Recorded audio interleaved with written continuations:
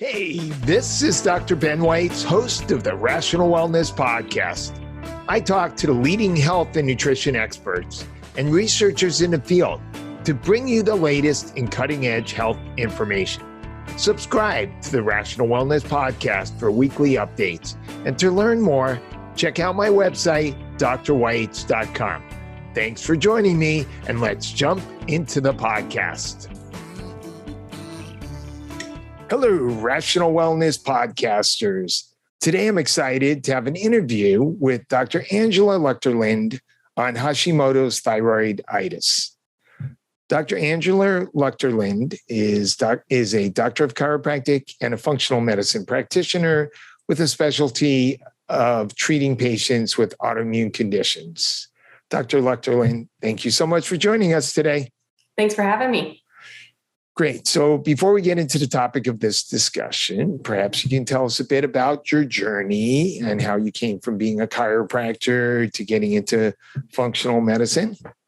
Yeah, so everyone has a unique journey, and mine just happened to be on the way to medical school, like a lot of people, that wanted to be in healthcare and help individuals. And there was this moment of truly applying to school and deciding to leave where I was like, I don't want to prescribe meds every day. I don't know what I'm going to do. I actually thought public health may be an avenue for me. So I joined the Peace Corps. I went to West Africa and did public health initiatives over there. And when I was over there, I had a dear friend of mine that went to college with me that got cancer for the second time. And it's one of those things where you get that message and then you look around and you're like, nobody here has an autoimmune disease. Nobody here has cancer. They may die of an infectious disease and lack of antibiotics or trauma or something like that. But it's a very different world, right? And it started me thinking. And when I went back to the United States, I obviously had a very big road ahead of me to say, how am I going to influence the health of individuals moving forward? I'm not in Africa. It's not an infectious disease problem. It's a chronic disease problem, basically ruining our quality of life. And I was introduced to a chiropractor, and he gave me a book on the philosophy of root cause medicine. And that was the rest of the story. Great. So that's before you became a chiropractor or you? Yeah. Okay. Yep. That was between undergrad and then going to my doctorate. I spent some time in Africa, and as a chiropractic student, I did clinical rounds in Vietnam for a while. So same thing. We're going to talk about some thyroid conditions, but you see goiters and stuff when you go to these types of developing countries, and what is the intervention over there versus what is the intervention over here? And a lot of it has to do with what is the lifestyle look like for these people? What are you actually dealing with? And it's just different in a developed country, for sure. So you went into chiropractic because you wanted to get into functional medicine? Always. Yes. And at that time, now there's tons of programs and things you can do to get certified. But at that time, chiropractic was probably the most recognized alternative healthcare profession that I was aware of at that time. Right. Great. Yeah. So you actually never practiced musculoskeletal? I did. I did. Okay. I did for about 7 years. I did them both, which that's tricky. If you can figure out how to do them both, great. But I'll tell you, when I moved from doing both to just doing functional medicine, I was having some of my old chiropractic patients show up and need functional medicine for things. And I'm like, why didn't you tell me about this 3 years ago? And they see you as a musculoskeletal doctor many times. Right. Yeah, I'm doing both. I treated 20 chiropractic patients before we did this interview today. Yeah. So let's talk about Hashimoto's thyroiditis. Okay. Who's Hashimoto? I don't know. It sounds like I think it's some Japanese scientist, or maybe it's a town in Japan or something like that. Anyway, it's the most common autoimmune disease. How do we determine if someone has Hashimoto's? Yeah, so this is a huge deal, and I'm sure your audience knows this, but it's worth repeating. Most hypothyroid conditions are actually Hashimoto's undiagnosed. Most conditions in the United States, yes. Yeah. Maybe like 95%, right? Correct. So many people. And I mean, if all I had to do was niche down and do one thing every day for the rest of my life, and I had all the tools available to me, it would be hypothyroidism, because this is such a big area with such a big impact for so many people, especially women who have children. And what happens is conventional medicine is testing TSH. They're using an abnormal range for what is normal for that. And they're just saying you either are hypothyroid or you're not, and prescribing some type of thyroid medication. And when you start to dig further, you realize many times that's not solving the problem. TSH isn't thyroid in general. And if you're not testing the antibodies to the thyroid, you're completely missing the diagnosis of Hashimoto's, and thyroid medication will not fix Hashimoto's. So when you think about antibodies being readily identifiable for 10 years prior to enough tissue damage for someone to feel it, we're missing a huge opportunity to really intervene for these people. So what do you consider a full thyroid panel? So obviously TSH gives you some indication, but then your free T3, free T4, reverse T3, I don't always run it, but it is a good marker to figure out whether or not someone has inflammation and oxidative stress playing a part in it, TPO antibodies and thyroglobulin antibodies. Okay, great. So between the TGB and the TPO antibodies, which one of those do you think are more significant, and what levels are you looking at that really spark your interest?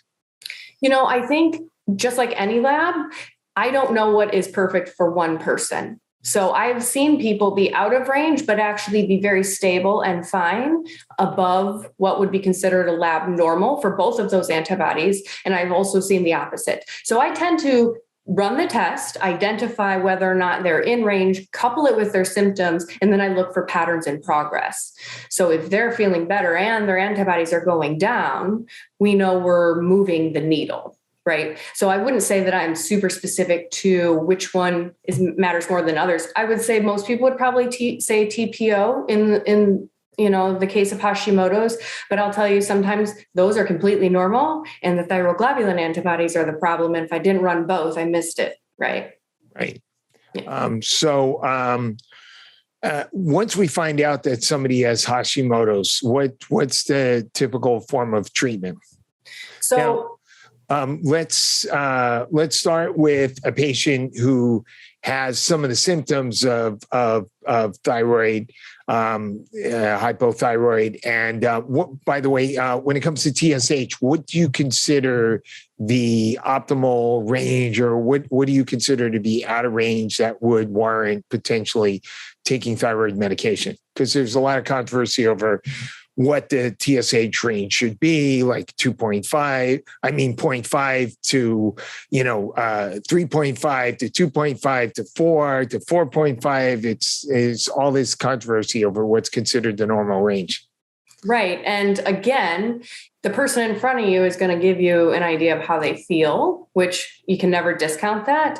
I will say sometimes I have people that their TSH is higher than I would like to see it, and they are telling me that they feel normal. Now, TSH fluctuates constantly. So just like a lipid panel, you got to take that into consideration. If you do have an abnormal reading, which I would consider anything above 2.5 to be abnormal. Right. However, people usually feel their best 2 or less, obviously not too low, but for Hashimoto's, I would say anything above 2.5 would be my upper limit. And if they're not telling you that they feel bad and they're actually above that, if you ran it again, you may find that it's a fluctuation. So sometimes if that's not correlating with one another, I will rerun the test.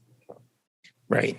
And I have to say this because I think sometimes educated people, especially now that you can do lab testing on your own in many regards, or doctors that are unaware, if we're giving our patients supplements with biotin or B vitamins, so your prenatals, your multis, your B complex, because they're tired, all of this stuff, something for their hair because it's been falling out, it impacts not the actual thyroid function, but it impacts the testing assay. So it will give you abnormal readings if they're on biotin. So I usually tell people, don't take any supplements for like a week before you run your labs, just to make sure that the labs that we're getting are accurate to your physiology and there's not any interventions with the assay. Yeah, I'm aware of that, but it's not clear to me. Do we know exactly which tests are impacted by biotin and which labs? Is it Any lab that's running thyroid, or is it just a certain methodologies? And that'd be a great question for the labs to answer. But my understanding is it's TSH pretty much across the board. Okay. And do we know if they're taking biotin, would the TSH go up or down? I think it goes up. It goes up. Okay. Mm-hmm. I've really been enjoying this discussion, but I'd like to take a minute to tell you about a new product that I'm very excited about. I'd like to tell you about a new wearable called the Apollo. And this is a device that can be worn on the wrist or the ankle, and it uses vibrations to stimulate your parasympathetic nervous system. And this device has amazing benefits in terms of getting you out of that stressed out sympathetic nervous system and stimulating the parasympathetic nervous system. It has a number of different functions, especially helping you to relax, to focus, to concentrate, to get into a deeper meditative state, even to help you sleep. And there's even a mode to help you wake up. And this all occurs through the scientific use of subtle vibrations. For those of you who might be interested in getting the Apollo for yourself to help you reset your nervous system, go to apolloneuro.com and use the affiliate code Weitz10. That's my last name, WEITZ 10. And now back to the discussion. When it comes to patients who need thyroid medication, do you have an opinion about what's the best type of medication that typically works? I do. It's a little bit biased just from my own clinical experience, but I feel like a marriage between T3, T4, like an Armour or Nature-Throid is usually what people feel best on. Right? Yes. However, if somebody doesn't have conversion issues, like in their liver, if that's all working great and they don't have high levels of inflammation and they have nutrients, sufficiency of vitamin A and iron and all of that stuff, they may do okay with something like Synthroid or levothyroxine. I just find that most people feel the best if they have a little bit of T3 in there. Now, if it sends them into palpitations and sweating and whatever, then you know, okay, maybe you're a different one. And by the way, these natural formulations like Armour or the other formulations, Westroid, etc., they not only have T4 with some T3, there's some T2, some T1, there's some other nutrients in there that may be beneficial as well. Yeah, I think as natural as possible, right? And right. I heard someone say this, and I wish I could remember who it was so I could give them credit, but I did think it was a good analogy for people to think about. Like when we think about taking medication for cholesterol or something like that, we're really taking a medication that's blunting something or changing the physiological process of creation or something like that. But with thyroid, it's sort of like taking vitamin D in the sense that you're supplementing something you don't have enough of, but you're not really interfering with physiology. So they can be a good adjunctive intervention while you're trying to clear up immune system dysfunction. I mean, with Hashimoto's, you're really trying to address the immune system, but it's sort of like giving them a natural thyroid medication in the meantime until we can get theirs fixed and the immune system quit attacking it and all of that kind of stuff. It's really not doing any harm long-term. Right. Okay. Yeah. So besides giving them thyroid medication, what are the other important things we want to do to help effectively manage patients with Hashimoto's thyroiditis? I would say it's not specific to Hashimoto's. It's just pretty much any autoimmune disease that you have. You need to restore barrier function and restore self-tolerance. There's two things you need to think about when you're doing that. One is the removal of any toxicity, which could be something like environmental toxins, pathogens, something we call PAMPs. Pattern, recognition receptors will go crazy over those molecular patterns, but then also creating sufficiency. So this is where diet becomes such a big deal. If you don't even have the building blocks to create the hormones or to be the cofactors for the enzymes to convert them and all of that, then you're really never going to get anywhere. So sufficiency, removal of toxicity in order to restore barrier function and self-tolerance. And those, in my opinion, have been the two biggest things. I have a couple other opinions too, but those are big. Okay. So Why don't we start with barrier function? What are you talking about? So I love comprehensive stool analyses for this. However, I would say that comprehensive stool analyses are really just about a 20% snapshot of accuracy of that actual microbiome of what's going on, but it does give me markers that always change. And I'm big on like trying to predict, oh, I think this person has this or that wrong. And I'll tell you, every single time I run one, I do something a little bit different than if I hadn't run it. So for me, it gives me information, whether it be a pathogen or an imbalance in the microbiome or digestive issues, eosinophil protein X or secretory IgA or something like that gives me some type of information. Even beta glucuronidase is a big deal, right? You can run zonulin on a comprehensive stool analysis. So I do it. I will say though, I don't love it. It's another marker that fluctuates constantly. And I feel like it doesn't always correlate to what I already know. But it's by the way, for those who don't know, zonulin is a marker for leaky gut. And yes. So, barrier function, you're referring to leaky gut, you're referring to hyperpermeability of the intestinal tract. Exactly. So, your cell lining in your gut is one cell thick and they touch each other. And for them to open up and let appropriate nutrients through and whatnot, zonulin regulates that opening. Now, I will tell you, some leaky gut or permeability is completely independent of zonulin. So you can have things just go straight through an enterocyte as well. So there are pitfalls to running zonulin. And I would say the gold standard, if you're really looking at barrier function or tight junction structures, you would run something like antibodies maybe to LPS. So LPS is lipopolysaccharides, which is a portion of a gram-negative bacterial wall. Now, the reason that's important is because it happens to be probably, I hate to say definitives, but one of the most immune stimulating compounds that exist. Sometimes they add it to vaccines and whatnot as an adjuvant. We give it to rats to study autoimmune disease in them. So it is a potent immune stimulator and it's very big. So when you... Is that a test that you run? I don't do a ton of it. This is why I'm saying if I make the assumption that anybody that I have identified as an autoimmune patient has lost barrier function. Meaning, i.e., they have leaky gut. Yes. If somebody wants to have more definitive markers around that, I would say run something with antibodies against actin, myosin, all of the tight junction structures, and potentially antibodies to LPS. That will tell you. LPS should never be in the bloodstream. So if you're seeing antibodies to LPS, a huge molecule has gotten through these tight junctions. Even in a leaky scenario, it's huge. So that's very definitive. But for me, I'm making that assumption with autoimmune patients that that's the case, because that's how the inappropriate immune response of self-tolerance has happened. Who offers antibodies to LPS? I believe Vibrant does. Cyrex does. For Cyrex, it's Array too. I think it's the wheat zoomer or gut zoomer in Vibrant. Okay. Yeah. So I think gut testing is my favorite. If all I did though... And what's your favorite gut test or stool test? I like the comprehensive stool analysis, the GIFX from Genova.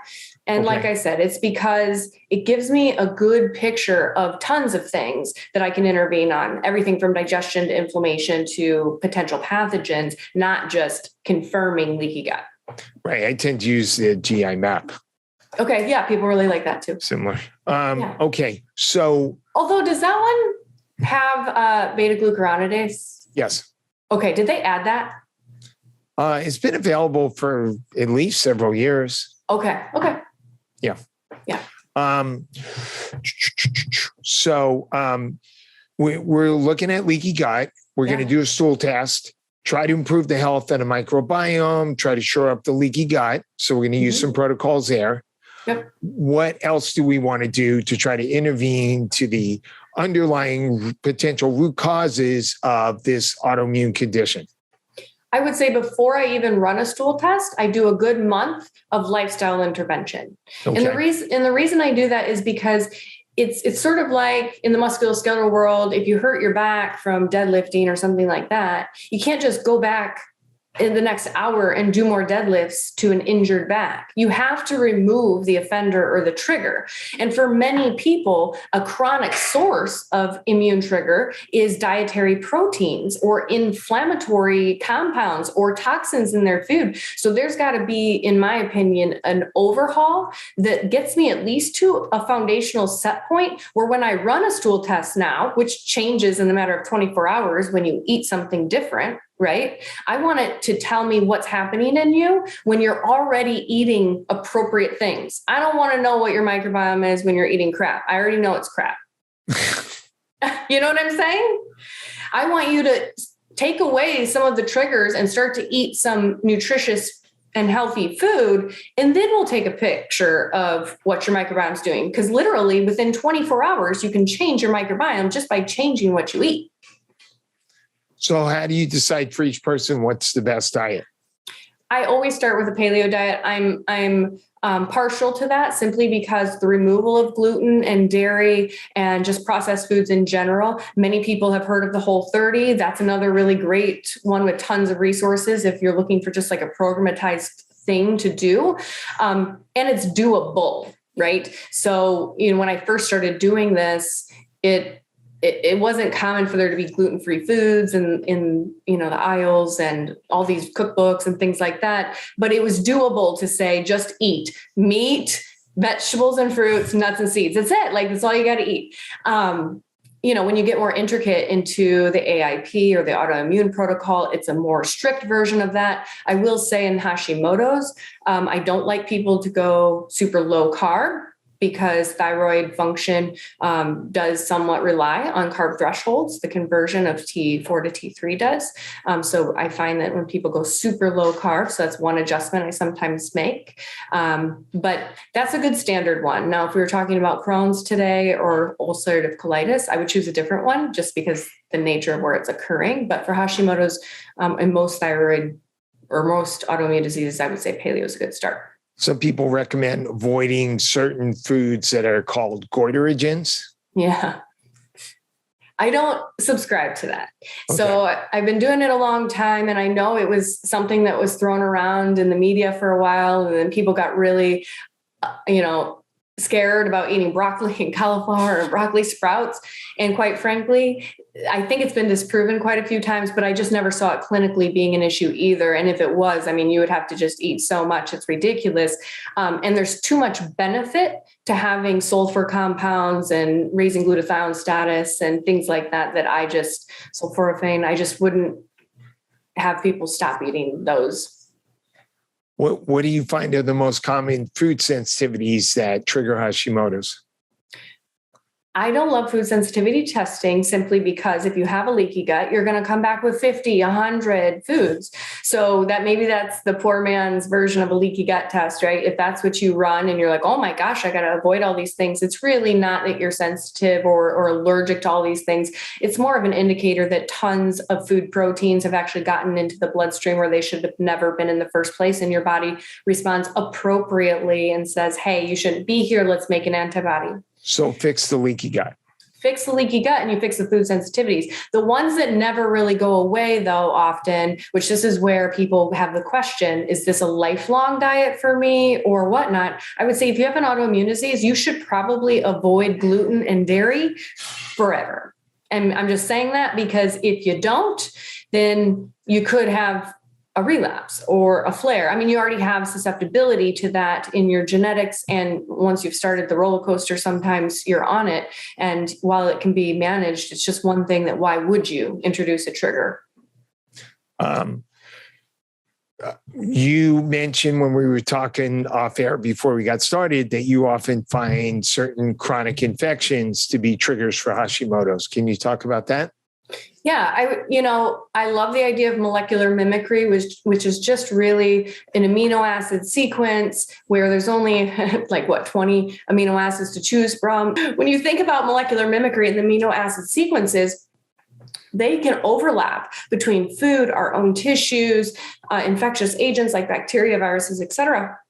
And so I know that there's known overlap with some specific organisms, but I don't think we're there yet to be saying that these infections mean this. is a likelihood. I know H. pylori is a common one that people talk about, but I would say any infection in general is a driver of immune response, and addressing any infection is going to be good practice just for inflammation levels and everything.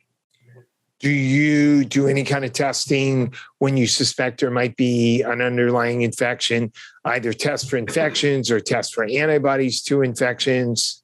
I do run testing. Sometimes I find potential pathogens within the GI tract. So that's on a comprehensive stool analysis. Right. Sometimes I run antibodies or titers for things like Epstein-Barr. Obviously, H. pylori is something a little bit different too. But you can do that a million different ways. Sometimes antibodies are tough because it means you have immune memory of something. Doesn't mean activity currently. Right. Right. So if you find some evidence of some chronic infections that you think might be might be playing a role as triggers for their autoimmune condition, how will you typically address these? So if it's bacteria or a virus or potentially a parasite or a fungus, you use a little bit different compounds. In the world of natural medicine, a lot of antimicrobial compounds are antimicrobial to all of those things. So it can be sort of an easy choice to use things like, golden seal and uva ursi and berberine and that sort of thing. Okay. But if you're using a pharmaceutical, then obviously you've got to make a decision based on the type of pathogen, right? I've even used phages. I don't know how much you've used phages in practice. I did a few years ago, but I kind of fell out of it. You like those phages? I do sometimes when you find gut pathogens.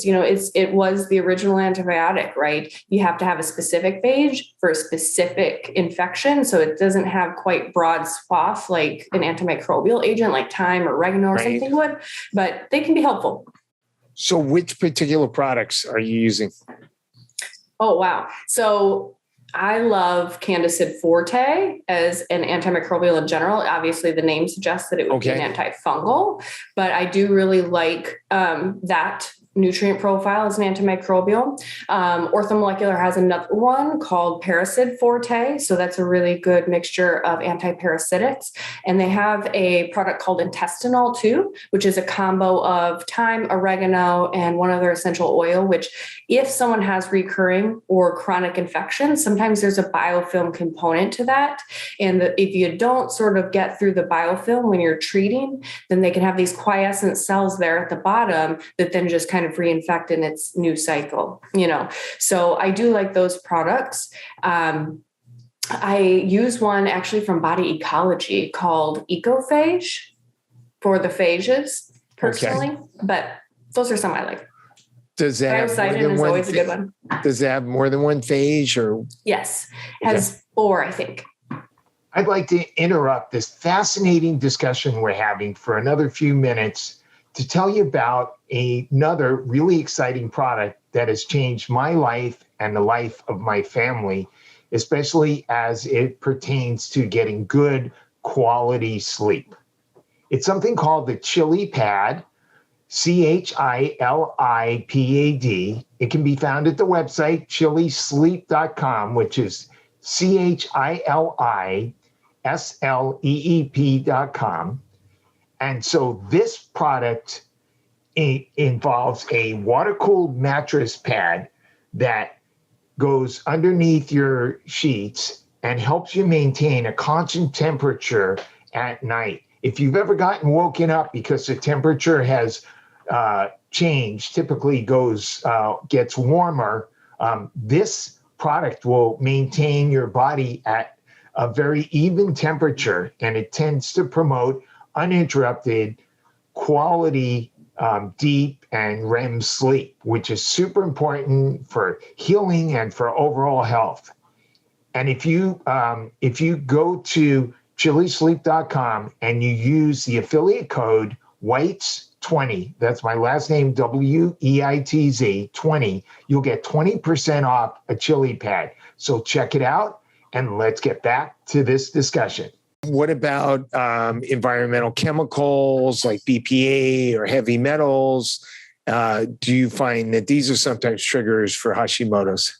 So I care about all kinds of toxins for various reasons, but I would say I'm a super stickler for things that compete for binding with iodine and things of that nature. So things like fluoride is a big one. And you can find fluoride in tons of things, not just toothpaste or at the dentist. It could be in your water. It could be in black tea. It could be in medications. I mean, there's a laundry list of medications that actually have fluoride in them, which is crazy, but that type of thing is important to address. Certain antibiotics and et cetera. Yeah. And so the reason why you're concerned about fluoride is because it's in a category of substances known as halogens, yes, which also includes bromine and chlorine. Yep. And all these substances compete with iodine, which is a necessary ingredient for thyroid hormone. Exactly. And so this is where it starts to become a large topic. And when people hear it all and they're unfamiliar, they go, oh my God, well, like, what do I focus on the most? Like, what's the most important? And I always say the one that's causing you the problem. And it's impossible to know until you try to get yourself at a reset. Now, if you tell me you never use fluoride, you have your water filtered and you don't go in chlorinated pools and whatever, well, then we can rule maybe that being a huge deal for you. But the one that matters the most is the one that's causing you your problem. So you've got to kind of go down the laundry list with them. What are your hormones like? What's your stress like? What's your diet like? Do you have infections? What's your beauty product regimen? What's your environment? And you have to kind of then hone in on the areas that they are telling you have a bunch of red flags. Right. So what do you think about iodine for patients with Hashimoto's? Way to be controversial. I go both ways. Sometimes I find that it doesn't matter at all, really, in the presence of selenium. And I don't notice that it causes any abnormal or deleterious impact in my patient. And sometimes it does. And if it does, then we avoid it. Although I'm not shy about using it in the beginning, I guess. Are you talking about typical dosages like 100, 200 mcg? I wouldn't megadose. I would not megadose. Right. Yes. But just typical like 200 micrograms in the presence of adequate selenium. Lots of times I see people okay with that. Right. Yeah. I actually have some Hashimoto's and never had any thyroid symptoms. And I tried the high dose iodine, and it's at the time for several years, my TSH was like 7 or 8. And then one year it went up to 9. So I decided to try the high dose iodine. It went up to 25. So, wow.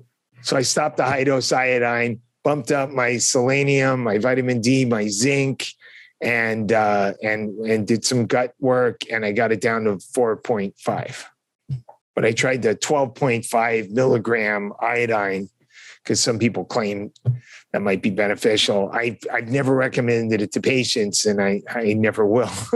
Right. Yeah. No, that is probably a no for me. I always like to try everything on myself first. Me too. And, I get a bunch of flack for that because it's like, well, you don't fit the patient demographic. I know, but what I wouldn't do for myself, I wouldn't do for anyone else.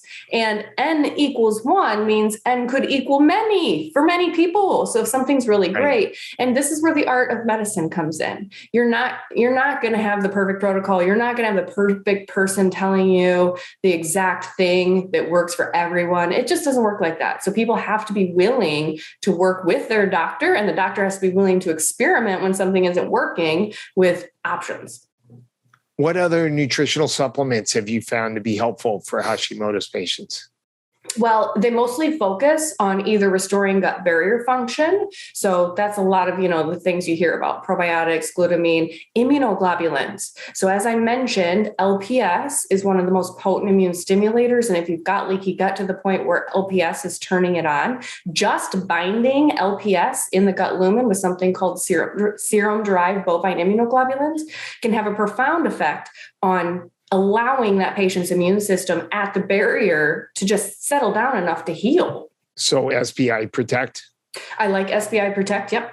And so that's sort of like a borrowed immune system in the same way colostrum is, but there's no dairy to it. So if these people are trying to avoid dairy for the immunogenic effects we spoke about, then using a serum-derived version of that. And the binding capacity studies show that it binds to way more than LPS, right? C. diff, toxins, H. pylori, tons of different components. So it can be a safety net for people. So that type of intervention with gut healing. And then the one that I find that many people overlook, at least when I'm working with clinicians, is mitochondrial support. Okay. So mitochondria are integral in immune function and even T cell differentiation, or how you see a pathogen and respond to it. And then whatever you tell your T cells to turn into, are they turning into Th1 or Th17 or whatever? All that to happen appropriately requires mitochondrial function. T cell surveillance requires mitochondrial function. So if you're not supporting the mitochondria and filling up metabolic reserves for them to do their job, then I feel like you kind of maybe miss some of the modulating impact that they. So what are some of the key nutrients for mitochondrial support? We have CoQ10. CoQ10, I would say ALA, acetyl L-carnitine, because that shuttles the free fatty acids in for use, and acetylcysteine, which we all know more about that now than we ever imagined we needed to, but those are important. I would say actually NAC seems to be, I think if we have a nutrient of the year, maybe zinc is the nutrient of the year, but other than that, NAC, it's amazing how many benefits NAC has. Yes. And yet apparently the FDA is considering taking it off the market. And they've been saying that stuff forever. I don't buy it. I mean, I know some people have taken it off of their selling platforms out of fear, but until there's a letter, a real letter, I don't see it. But actually, if we could figure out how that happened, we should do that with all the nutrients. I'd be happy if Amazon stopped selling everything. Right. That happened because do you want to know how it happened? So somebody was selling it for hangovers. Well, in the supplement world, you can't use a structure function claim that says it's a drug that treats something. So they got in trouble for saying that it treated something, and that caused them to send a letter.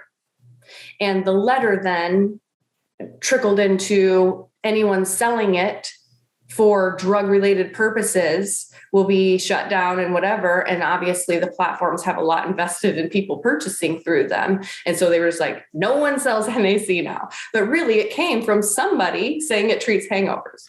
But apparently the information I'm getting now is that the FDA has reviewed NAC and they're saying that it was approved as a drug. Mm-hmm. And the supplement industry needs to prove that it was in common usage prior to that approval use as a drug. Otherwise, it's going to be taken off the market and only used under prescription. Yeah, and that's the game, right? How much has something been used before you altered it a little bit or used it as a drug? Are you going to say the same thing about fish oil now that SLSers can be sold as a prescription? Well, there are certain vested interests that would be very happy to have all those nutritional supplements taken off the market and only sold as prescription drugs. Right. And until then, they can tell everyone that they don't work. Yes. So I think when's the next JAMA article that's going to tell us how vitamin D, fish oil, and magnesium are all bad for you? Yeah.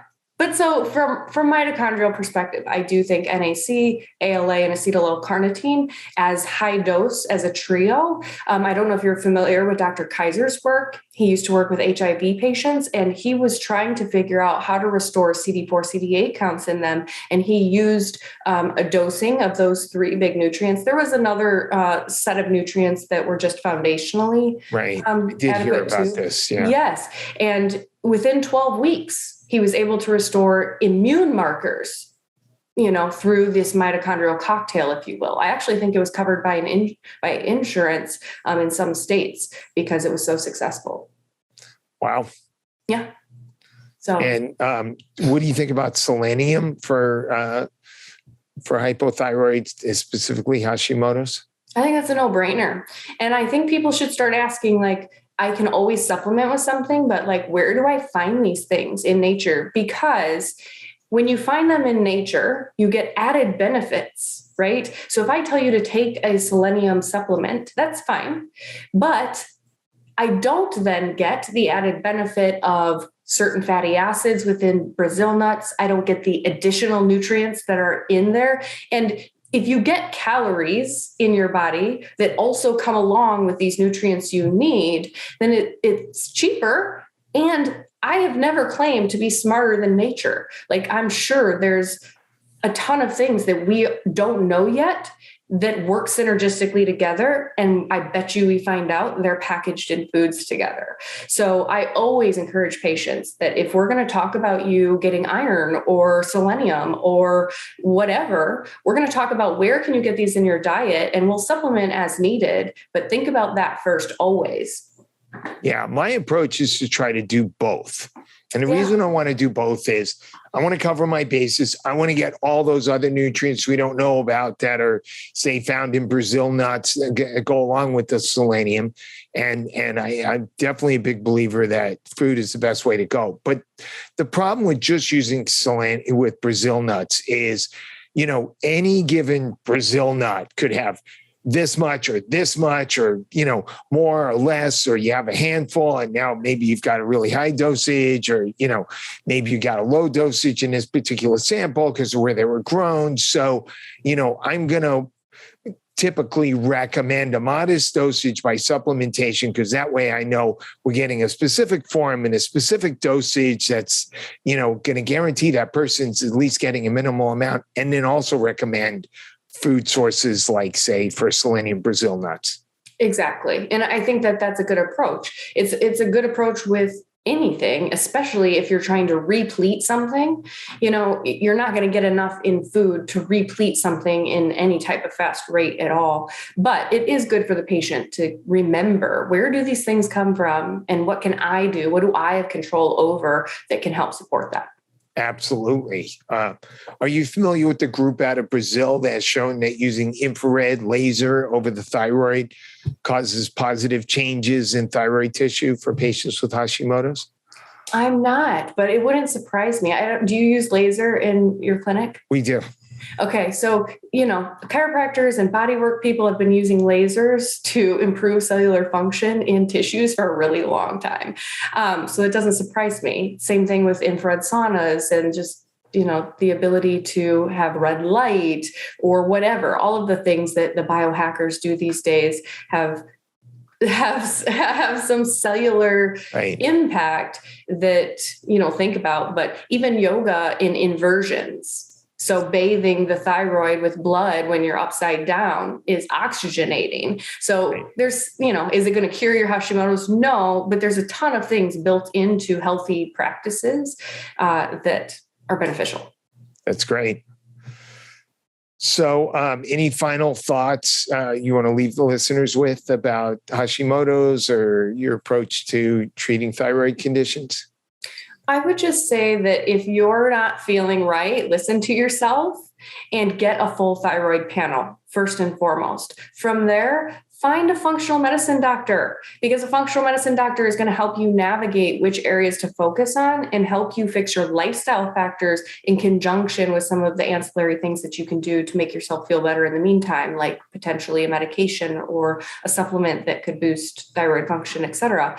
But functional medicine is where it's at with autoimmunity, in my opinion, because you're not going to find someone that's looking at all of those things and actually uncovering and peeling back the onion unless you are working with someone who takes that approach. Absolutely. And, this is not a knock on conventional medical doctors, but since they're not essentially dealing with lifestyle and diet and the things that we deal with in the functional medicine world, they don't really have the tools to deal with these underlying triggers for autoimmune disease. So if you see a conventional doctor, they're going to most likely supplement you with thyroid medication, which may make you feel better. And however, at the same time, it's important to have, in my opinion, a functional medicine practitioner who can help you deal with the underlying triggers for this autoimmune condition. Because if all you do is add thyroid medication, you're not dealing with this underlying autoimmune condition that is leading to your immune system attacking your own tissues. And over time, the likelihood is that more of the thyroid gland in this case will end up being damaged, destroyed, and you may need more thyroid medication. You may end up with another autoimmune condition. Statistically, if you have one autoimmune condition, you're much more likely to have another. So I think most patients would be well suited to have a conventional doctor and also have a functional medicine practitioner who can help them deal with the underlying causes. And I think that way, everybody will get the best of both. Absolutely. And I tell everybody the same thing. Don't give up your conventional doctor, because I've had so many patients that once their autoimmune disease, whether it be their gastroenterologist for Crohn's or the rheumatologist for RA or whatever, see what's possible, then they start going, wow, what did you do? And they start learning. And then all of their patients in the future benefit from the journey that you were on. So I love having both parties. And patients know that most of the time you're going to do better doing both. Just because you see a functional medicine practitioner who takes you off of gluten and dairy and does some of these other natural things, that doesn't mean you want to stop your thyroid medication. Right. Yep. So great. So how can listeners, viewers find out more about you and your programs? So you can find me on Instagram or Facebook. Dr. Angela Lucterland is the handle at both of those. I do have a blog, which has articles and sort of functions like a website and whatnot. But I'd say those are probably the easiest ways to get a hold of me. So if you Google Dr. Angela Lucterland, it'll pop up. There's probably years and years worth of posts. I don't even want to Google myself. Thank you, Angela. And when I post this in about 3 weeks, I'll send you links that you can share with your followers. Okay, perfect.